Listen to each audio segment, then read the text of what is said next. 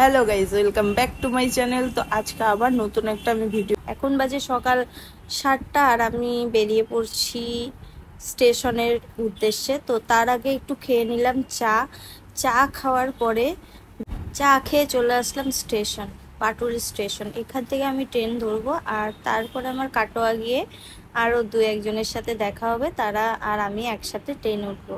আর ticket কাটতে দেখো কত বড় একটা লাইন পড়েছে। তো আমি লাইনের এখানে এসে আমি টিকিটটা কেটে নিলাম একবারে বর্ধমানের, কারণ আমি যাব বর্ধমান। আর বর্ধমান গিয়ে তারপরে সবার সাথে মিট হবে। তো স্টেশনে তারপরে একটু দাঁড়িয়ে পোস্ট দিয়ে কিছু ফটো মোটো তুলে নিলাম। আমি যাচ্ছি মোটামুটি 8 দিনের জন্য। 8 দিন আমি বর্ধমান থাকবো। আর বর্ধমান তো যাই হোক, আমাদেরকে পৌঁছাতে বলেছে 9টার ভিতরে। আর আমি জাস্ট এখন স্টেশনে ট্রেন পাবো কিনা আমি জানি না কাটোয়ার থেকে। তো যাই হোক, ট্রেনে উঠে পড়লাম। আর কটার সময় গিয়ে কাটোয়াতে নামাই জানি না, মোটামুটি লেট আছে প্রচণ্ড পরিমাণে ট্রেনটা। তো কাটোয়াতে আমাকে নামায় 2 মিনিট হাতে নিয়ে দৌড়ে দৌড়ে গিয়ে ট্রেনটা ধরলাম। অনেকটাই লেট হয়ে গেছে, এখন বাজে 10টা 20। আর আমি অফিস যেতে যেতে মোটামুটি আরও 10 মিনিট মানে লাগবে।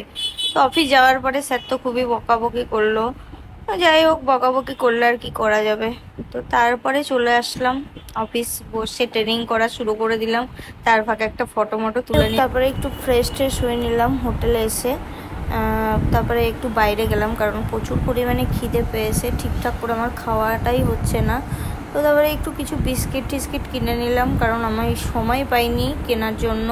আজকে একটু টাইম পেলাম, তো একটু কিনে নিয়ে চা খেয়ে নিলাম, কারণ চা না খেলে আমি চলতে পারি না। তাই কিছু খাবার দাবার নিয়ে চলে আসলাম হোটেলে। তো হোটেলে এসে খেয়ে নিলাম, একটু কেক নিয়ে এসেছিলাম।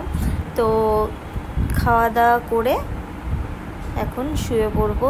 আবার কালকে সকাল থেকে ট্রেনিং আছে 9টা থেকে। তো টাটা সবাইকে, গুড নাইট। সবাই ভালো থেকো, সুস্থ থেকো। আর ভিডিওটা ভালো লাগলে একটু সাবস্ক্রাইব করে দিও আর লাইক করে দিও।